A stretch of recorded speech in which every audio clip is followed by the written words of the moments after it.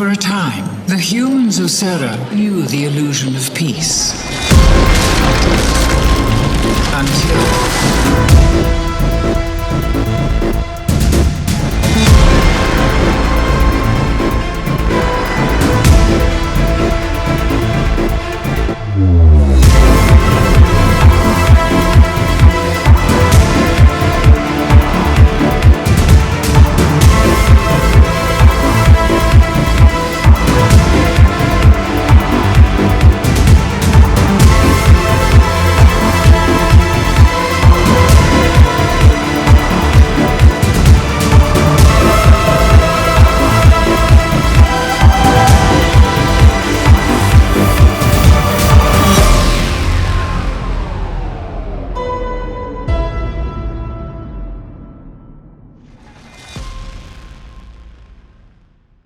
Gears of War Reloaded has finally landed, and with it comes a flood of nostalgia, high-resolution graphics, and that familiar echo of a chainsaw revving to life. Originally released in 2006 as an Xbox 360 killer app, Gears forever altered how cover-based gameplay was implemented. Now, nearly 2 decades later, the remastered version promises to be the definitive way to play the original, but with sharper visuals and 120 FPS support. The big question, does Gears still feel revolutionary, or does its age now weight it down, especially in its gameplay and AI? Is that right? Hi, I'm George, your host for GamesOracle, and today we're diving deep in how Gears of War Reloaded holds up in 2025. What's stronger, what creaks at the seams, and whether those revamped textures can really mask the dated underpinnings. Strap in, because this one still packs a punch, but it also shows the weight of history. Let's start where it all began, the revolutionary cover system. From the moment Marcus Phoenix dropped into battle behind the wall and seamlessly popped out to fire his Lancer's iconic chainsaw blade, Gears redefined cover in third-person action. To be clear, it wasn't the first ever to use cover. Titles like Kill Switch in 2003 experimented with a single-button pop-into-cover mechanic, and even earlier games like Winback and Rainbow Six Vegas stabbed it with third-person cover transitions. But Gears of War wasn't copying those systems, it elevated them. Epic Games designed entire environments around the mechanic, creating spaces that breathed with flanking routes, tactical verticality, and destructible cover that rewarded planning and patience. As players, we didn't just use cover, we danced around it, squeezing mortar shots between fragments of rubble, timing active reloads at the edge of safety to push forward. That design philosophy didn't just revolutionize one franchise, it reshaped an entire generation of third-person shooters. Look at Uncharted, Mass Effect, or The Division. They all owe a depth to the cover-based choreography Gears made popular. Today, those mechanics remain intact and still feel satisfying. Picking the right moment to roll out and hit an active reload with that Lancer rifle still scratches a particular tactical itch. But fast forward to 2025 and that original flash of innovation meets expectations shaped by more dynamic, reactive shooters. To watch it today is to admire the foundations. It's still solid, but also to notice the architectural cracks. Visually, Reloaded is far from subtle. It delivers remastered 4K textures, HDR lighting, Dolby Atmos soundscapes, and silky smooth 120 FPS in multiplayer. PlayStation 5, Xbox Series X, PC. This is the first time Gears appears outside Xbox platforms, and it's meant to look dazzling everywhere. The punchy dust motes, glowing embers in hallways, ultra-saturated blood. These are the sort of first impressions that exist to stun. Ambient occlusion now wrinkles floors and footsteps, and previously jaggy architecture now stands crisper and cleaner. But the moment gameplay kicks in, Marcus slides into cover, envelopes gather around empty shells, your AI companion charges past dirty bloodstains into a hail of locust grenades, you feel a familiar weight. Reloaded didn't rework movement speed or aim responsiveness. You're watching a classic in new garb. Reload animations still feel clunky, blind fire is still blunt, and transitions in and out of cover were designed for 2006 timing, not 2025 reflexes. The dichotomy is critical. The visuals promise a modern experience, but the bones remain vintage. It's like admiring a restored car whose engine is still the original model. Gleaming, yes, but don't expect it to outrun the sports cars of today. Next, let's talk about the AI, which I found both charming and arrestingly dated. Starting with our allies, Dom Santiago, Augustus Skoll, Baird, they were rarely tactical. More often than not, they charge ahead, sprinting into fire or hunker so close to me that their bodies block my shots. The illusion of a coordinated squad collapses quick when they cling to your position like cling wrap to a glass. Enemies, they're breathable in the old school sense. Locust troopers wait in shallow cover, occasionally poking out, and you'll frequently see them through the cover shift animation before they fire. Once your aim adjusts, it's a quick flurry of blood and dusty ragdoll. Flanking matters, but only if you, and the game, don't telegraph your move with aggressive AI responses. In contrast, more modern shooters feature AI that flanks, falls back, uses suppressive fire, not just loops of skeleton scripting. But here in Reloaded, that design remains locked in. Watching a group of grubs wait passively behind the same cover time and again drove home that environment needs to do the heavy lifting for strategic bits, not the AI. Still, there are scripted set pieces like the Big Heron Siege or the Chaos Swipe mid-boss that elevate momentary drama. But for extended corridors and firefights, you're seeing the age of static enemy behavior. In short, AI doesn't help the game feel modern. The allies are more obstacle than assistants, and enemies are usually placeholders in cover. If you miss fluid responses, it's noticeable here. What makes Gears of War Reloaded still stand tall, even with dated AI, is the way the maps themselves elevate the combat. This isn't an accident. Epic Games built nearly every encounter space like theater stage, with props designed to test your ability to use cover. Think about the early levels in the ruined streets of Serra. Every courtyard funnels you towards a center kill zone, but there are always 2 or 3 flanking lanes tucked away. You've got low walls of rubble, abandoned cars, the shattered husks of buildings. The very geometry screams get low, reposition, and flank. Even if the enemy AI isn't smart enough to hunt you down, the level design practically begs you to outmaneuver them. And it's not just cityscapes. Later, in the subterranean corridors of Locust tunnels, cover becomes tighter, scarcer, and that forces you into riskier pushes. Pop up too soon, you're shredded. Wait too long, you get flushed with grenades. Gears pioneered this rhythm, short bursts of movement, followed by long suppressive exchanges capped by aggressive flanks. Reloaded doesn't change any of this, of course. What it does is sharpen the visuals so you notice details you might have missed before. The cracked surfaces of waist-high walls, the shimmer of glass in half-collapsed windows, the carved texture of locust barricades. You appreciate the artistry of maps designed to serve one purpose: make you use the cover system to its fullest. Now let's get into the hands-on feel of Reloaded. Marcus Phoenix, as ever, is heavy. He doesn't move like Nathan Drake or Lara Croft. He stomps, he lumbers. There's a weight to his gait that hasn't been smoothed away in this remaster. Some players will find it clunky compared to more agile modern characters, but that deliberate heaviness was part of the DNA. Sliding into cover still has that tactile snap. You feel the controller rumble as Marcus slams his shoulder into a slab of stone. Blind firing feels brutish, inaccurate, but thrilling when it lands. And of course, the Lancer's chainsaw execution remains one of gaming's most iconic mechanics. The remaster sharpens the gore effects, so revving through a locust feels even nastier. The active reload system also holds up surprisingly well. For anyone new, you hit reload, a small bar appears, and if you time your button press it perfectly within the highlighted window, you reload faster and deal bonus damage with your next rounds. Miss the timing and the gun jams, costing you precious seconds. It's such a simple mechanic, but it adds tension to every firefight. Even in 2025, when so many shooters have come and gone, nothing feels quite like pulling off a perfect active reload mid-battle.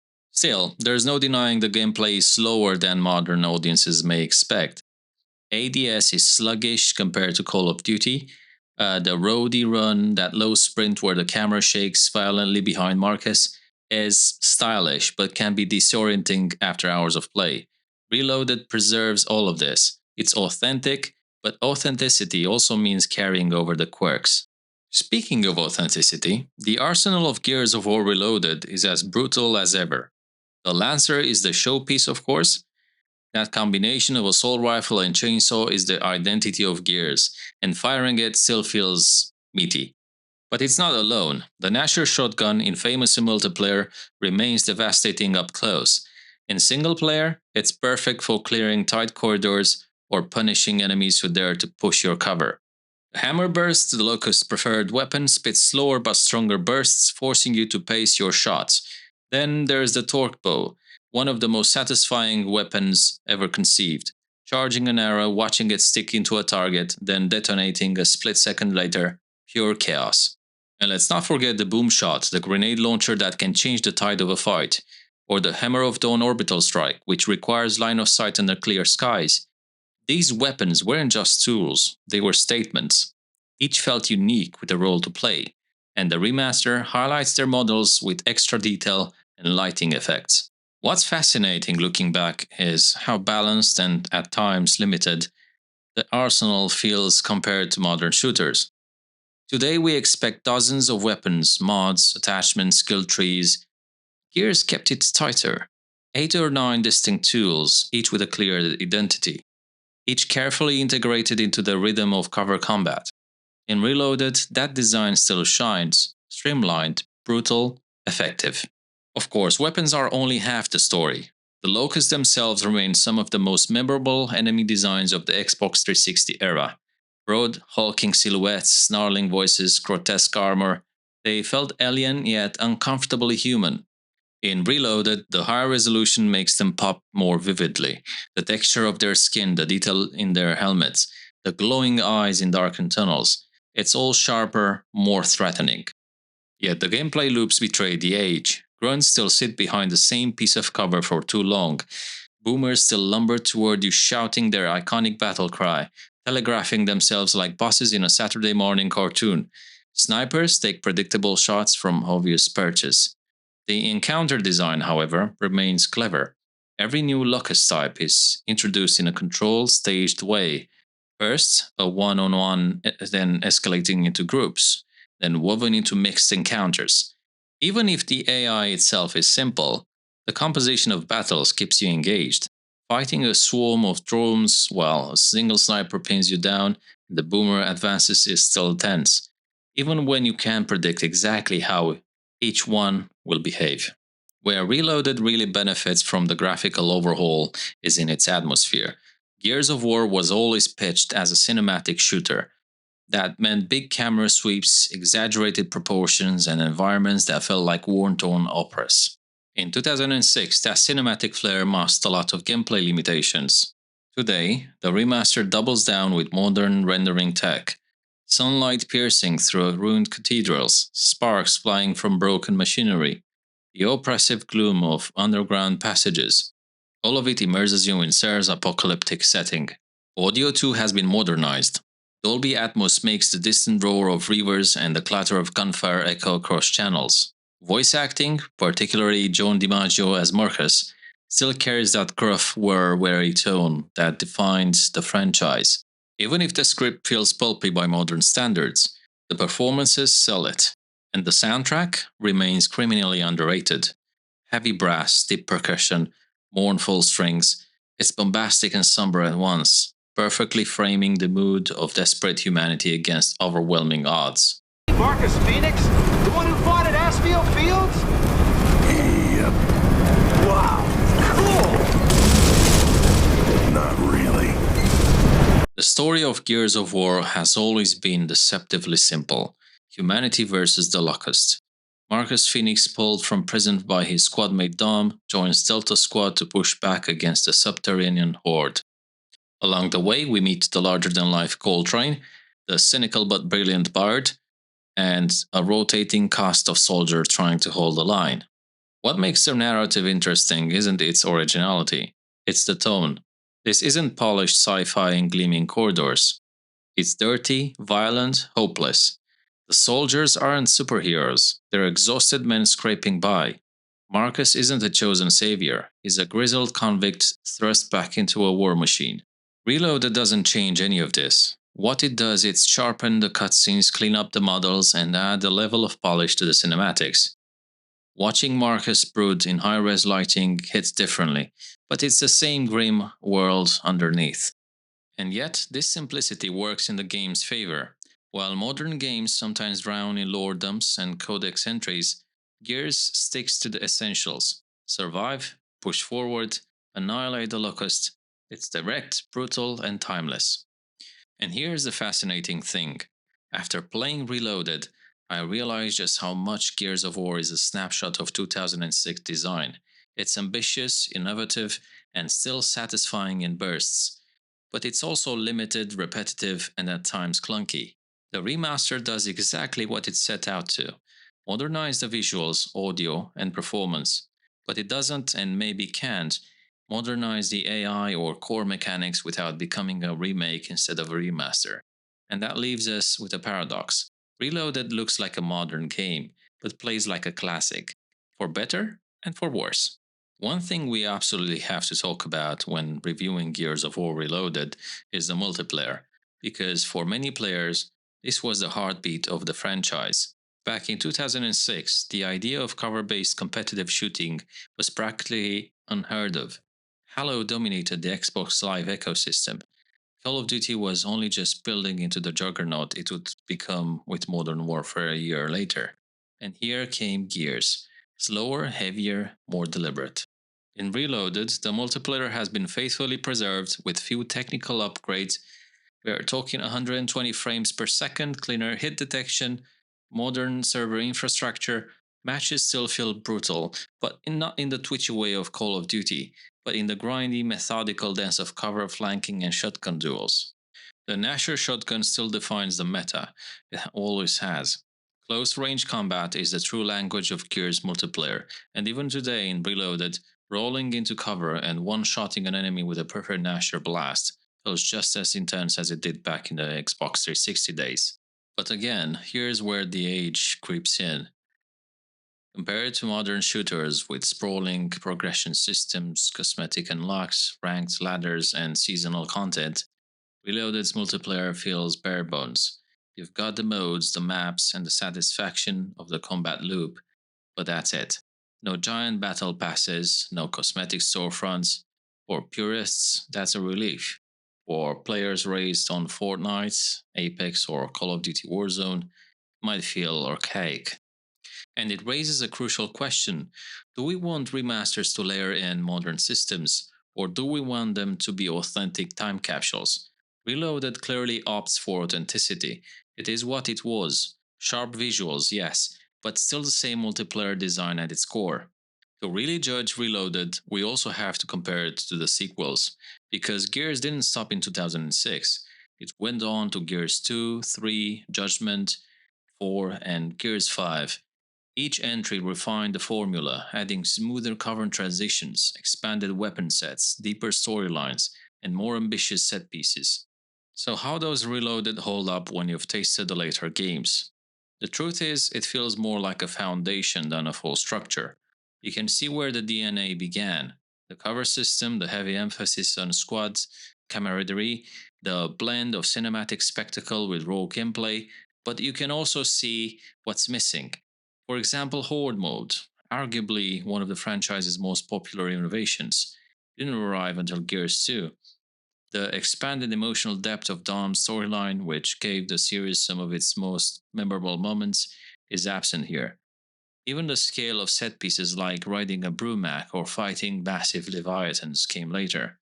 That doesn't diminish Reloaded's importance. If anything, it highlights how revolutionary the first game was, and how quickly the sequels built upon its shoulders. Playing Reloaded in 2025 feels like visiting the blueprint of a skyscraper. You see the brilliance in the design, but you also know the greater heights were reached later on. Now let's talk performance. On modern systems, Reloaded runs beautifully. Xbox Series X and PlayStation 5 both push 4K at 60 frames per second in campaign and up to 120 frames in multiplayer, if your display supports it, of course. On PC, it scales wonderfully, with full ultra-wide support, DLSS 3.5, ray tracing effects, and unlocked frame rates. But stability doesn't mean perfection. During my time, I did encounter occasional bugs, AI allies stuck in cover, enemies refusing to advance, and the odd sound cutout during hectic firefights. These are minor, but they're noticeable, and they reinforce that under the new texture and code polish, this is still fundamentally a 2006 game with its quirks intact. That said, the load times are lightning fast compared to the original. Booting into a chapter takes seconds, quick resuming on console is seamless, and texture pop-in is practically non-existent now. It's a technical showcase of what remastering can do visually and mechanically, but again, gameplay quirks remain untouched. Reloaded isn't a remake like Resident Evil 2. It's closer to Halo Combat Evolved Anniversary. It gives you new fidelity, but the old bones are exactly where they were. One of the less talked about but equally important elements of Reloaded is its audio. The original Gears already had a distinct soundscape. Chunky weapon reports meaty impacts, the guttural roars of the Locust, and the constant chatter of Delta Squad. Reloaded modernizes this with spatial audio and richer mixing. The crack of the Lancer echoes more convincingly across ruined cities. Explosions now thud with low-end power that shakes your subwoofer. You can pinpoint sniper shots from balconies by ear, a subtle but meaningful upgrade. So after spending hours with Gears of War Reloaded, what's the final verdict? In my opinion, it's a faithful remaster of a legendary game. The visuals are sharper, the audio is more immersive, the performance is buttery smooth, and it looks and sounds like a modern release. But beneath the surface, the gameplay is still 2006. The AI is clunky, the animations are stiff, and the pacing is heavy. Allies frustrate, enemies bore. It's authentic, but authenticity means age. So, should you play it? Well, if you're a veteran, absolutely. This is nostalgia perfected, the definitive way to revisit the roots of Gears. But if you're new, it's a bit trickier. Reloaded is important, it's influential, and it's historically vital, but it's also dated. So don't expect it to feel like Gears 5. Expect it to feel like the origin story that paved the way. At the end of the day, Gears of War Reloaded is both a triumph and a relic, a polished monument to a moment in gaming history, and a reminder that revolutions age too. It changed shooters forever, but in 2025, it feels more like a history lesson than a revelation.